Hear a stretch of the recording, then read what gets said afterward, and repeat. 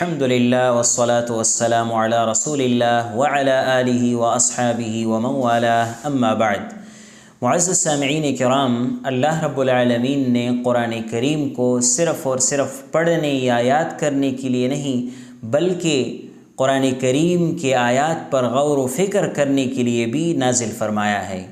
رب العالمین کا ارشاد ہے افلا یتدبرون القرآن ام علی قلوب اقفالها، کیا یہ لوگ قرآن کریم پر غور و فکر نہیں کرتے یا ان کے دلوں پہ تالے ہیں؟ قرآن کریم کے نازل ہونے کا مقصد یعنی اس قرآن کریم کے پیغام کو سمجھنا اور پھر اپنے زندگی میں نافذ کرنا ہے۔ لیکن اگر ہم دیکھیں تو آج اکثر مسلمان صرف اور صرف تلاوت پر اکتفا کرتے ہیں، جبکہ معانی اور مفہوم سے بالکل غافل ہیں۔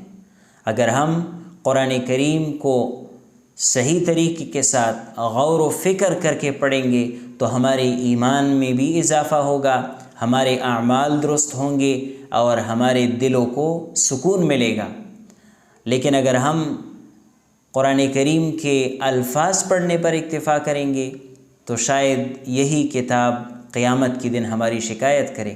تو آئیے آج سے اپنے ساتھ یہ عہد کریں کہ ہم قرآن کریم کو غور و فکر کے ساتھ پڑھیں گے، معانی اور مفہوم کو سمجھنے کی کوشش کریں گے اور اس کتاب قرآن کریم کی روشنی سے اپنے دلوں کو منور کریں گے۔ وما علینا الا البلاغ۔